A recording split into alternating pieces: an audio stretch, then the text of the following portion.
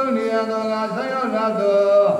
အာဂန္တုကပုဂ္ဂိုလ်တို့သုံးရဲ့သုံးချိန်ကာယံလျောက်သားလာမှာဆရာထေကြီးကပုဂ္ဂိုလ်ရင်ကိုထောက်ထား၍သနာခွင့်ပြုလိုရင်ခွင့်ပြုခြင်းခွင့်ပြုသောခန္ဓာရဲ့လုံးစုံခွင့်ပြုလိုက်ပဲဤတိုက်တာတွင်တန်ခါထေပုဂ္ဂိုလ်ကြီးတို့ထဲလျောက်သားဥတော်